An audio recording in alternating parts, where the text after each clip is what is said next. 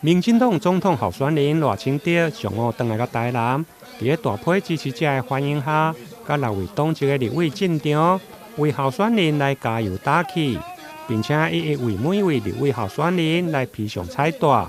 并且送上球棒，发出总统当选、国会过半的口号，现场是热烈滚滚。2024团结一致，2024团结一致，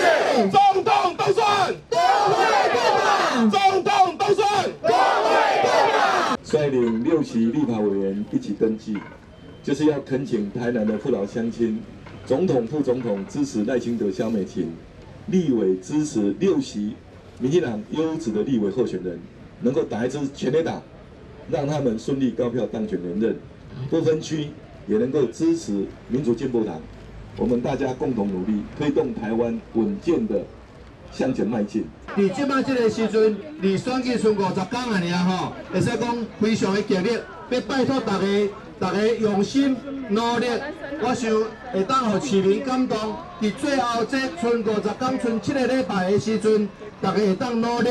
来甲这个选票集中。尤其咱唔免管别人安怎下，唔免管别人安怎配，上重要的，咱的美德配一定要当选，对唔对？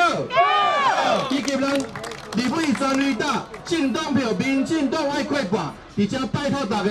赖清德伫致辞时，首先嘛感谢台南乡亲几十年来坚定捍卫台湾的民主，长期甲民进党徛做伙。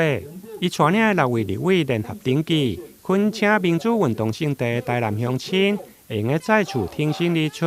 搁再拍一支全垒打，互60个立委会用高票来当选。而赖清德嘛表示，伊甲萧美琴拢是出身伫台南，抱着理想甲对台湾坚定的使命，嘛请台南的民众会用互2位突破性的历史纪录的高票，立委连任成功，政党票嘛用摕下第1名。台南新闻林根采访报道。